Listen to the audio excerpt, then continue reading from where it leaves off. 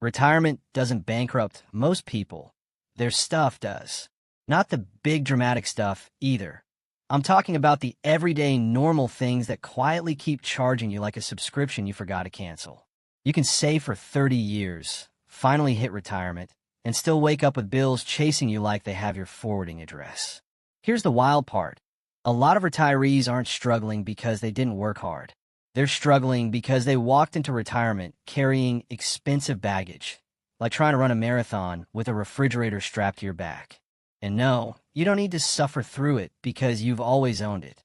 Retirement isn't a museum where you preserve everything you ever bought. It's the phase where your money needs to breathe. And look, the numbers don't lie. Living costs have jumped over the years. And even when inflation cools down, your fixed income doesn't magically get stronger because you're trying your best. Meanwhile, the average retiree is often juggling rising property taxes, insurance increases, repairs, fees, and payments that don't care whether you're clocking in anymore. It's like your bills are still employed while you're not. So today, we're talking about 5 things that many people hold on to right up until retirement, and then wonder why retirement feels like a part-time job with extra stress and no paycheck. These aren't just things you own. These are things that can quietly own you financially, emotionally, and mentally. And I need you to stay with me because the number 1 item on this list is the one most people defend the hardest. They'll argue for it like it's family until they see the long-term cost. When you hear it, you're either going to say, "No way, I'd never," or you're going to say, "Oh wow, that's me." So welcome back to the channel. If you're new here, I'm glad you're here. This is where we keep money talk real, practical, and slightly uncomfortable in a helpful way. If you're ready to retire with more freedom and fewer financial surprises, hit like, subscribe, and let's get into the list. Number 5, the too much house, aka the one that's quietly charging you rent. Let's start with the one people defend the loudest, the big house. The "we raise the kids here" house.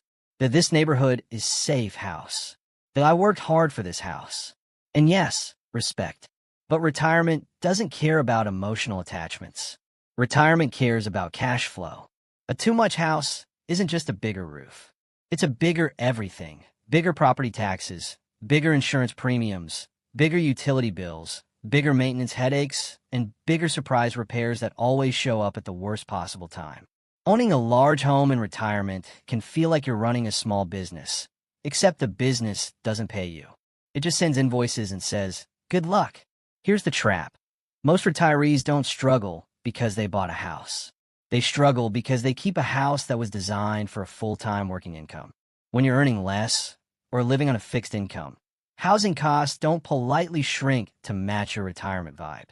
Property taxes can rise. Insurance can jump. And repairs? Repairs don't negotiate. A roof replacement doesn't care that you're trying to enjoy life now. And let's talk about space. If you've got 3 bedrooms nobody sleeps in, a dining room that hosts 1 holiday a year, and a basement full of "we might need this someday," you're basically paying to heat, cool, and maintain a museum of your past life. The house becomes less of a home and more of a storage unit with a mortgage, premium edition. Downsizing isn't giving up. It's upgrading your freedom. Because the goal of retirement isn't to impress your old coworkers with square footage. The goal is to lower stress, reduce monthly bills, and keep more money available for the things that actually matter: health, travel, family, hobbies, and peace of mind. A smaller home can mean fewer stairs to fight, fewer repairs to finance, and less time spent doing chores that make you feel like your house is your boss. So if your home feels like it's quietly draining you every month, it may be time to ask the real question: are you living in the house, or is the house living off you? Number 4, the luxury car payment, aka your retirement shouldn't have a car note. A luxury car is fun until you retire and realize it's basically a monthly bill disguised as a personality trait. Because in retirement, your income often becomes more steady and less big, and nothing attacks steady income like a $600 to $1,200 car payment, plus insurance that acts like you're chauffeuring celebrities. Here's the truth. Retirement is a cash flow game. Your goal isn't to look rich in a parking lot. It's to stay comfortable every month. A car payment is one of the fastest ways to turn "I'm finally free" into "Why do I still feel broke?" And don't forget the hidden costs: premium fuel, premium tires, premium repairs, basically premium everything. The vehicle doesn't just want your money. It wants your money in designer packaging. Also, most people drive less in retirement, so you end up paying a lot to sit in the driveway, looking successful. That's like paying for a gym membership you don't use, except the gym membership doesn't need brake pads, a transmission, and a surprise repair that costs more than your vacation budget. A reliable, paid-off vehicle is underrated retirement wealth. It doesn't have to be ugly. It just has to be dependable. Because retirement isn't the season for flexing. It's the season for freedom. And freedom is a lot easier when your car isn't trying to collect rent from you every month. Number 3, high-fee investments you don't fully understand, aka the professional-sounding money leak. Some investments look impressive because they come with fancy names, glossy brochures, and someone saying, "This is what sophisticated investors do." Meanwhile, the fees are quietly snacking on your returns like they brought a plate to your retirement party. Even small annual fees can hurt over time. A 1% fee doesn't sound evil until you realize it's charged every year on a growing balance for decades. That's like paying a convenience fee for your own money to exist.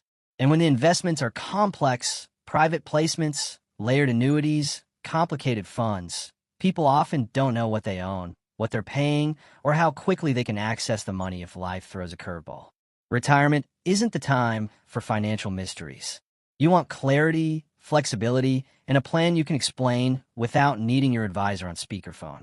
If your investment feels like a puzzle box, it might be costing you more than it's helping you. Your retirement portfolio shouldn't require a decoder ring. Number 2, stuff you're keeping for later, aka clutter that charges interest. This is the sneakiest one because it doesn't feel like a money problem until it does. Garages packed wall to wall, closets full of "I might need this," and storage units that are basically monthly payments for forgotten belongings. Clutter becomes expensive in retirement because it limits options. Want to downsize? Hard when you have an entire warehouse of memories. Want to move closer to family? Hard when your belongings need their own moving truck and emotional support group. And storage units, those are like tiny rent payments for stuff you don't even see. Paying monthly to keep old furniture in random boxes is the financial version of buying groceries and leaving them at the store. Here's the simple rule. If you haven't used it in years, you're not saving it. You're postponing a decision. And retirement is supposed to be lighter, less stress, fewer responsibilities, and more room to breathe. Selling or donating unused items can put cash in your pocket and peace in your home. That's a win-win without a single spreadsheet. Number 1, timeshares, or anything with forever fees. Timeshares are marketed like a retirement dream. Vacations, resorts, family memories, and sunny brochures with people who clearly don't pay maintenance fees. But for many owners, a timeshare becomes a permanent financial obligation that keeps charging you even when you don't use it. The fees often rise over time. The booking rules can be frustrating.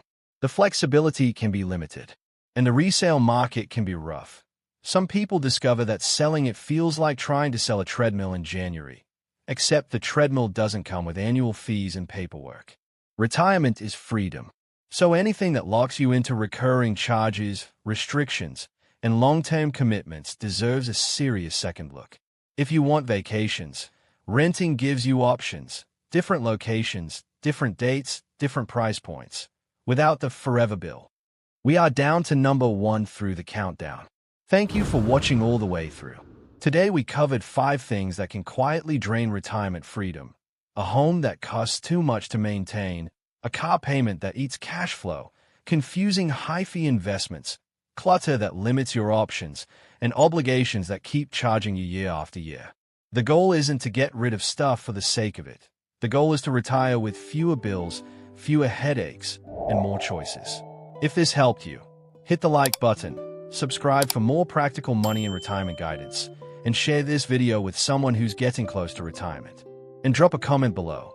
Which one is the hardest to let go of, and why?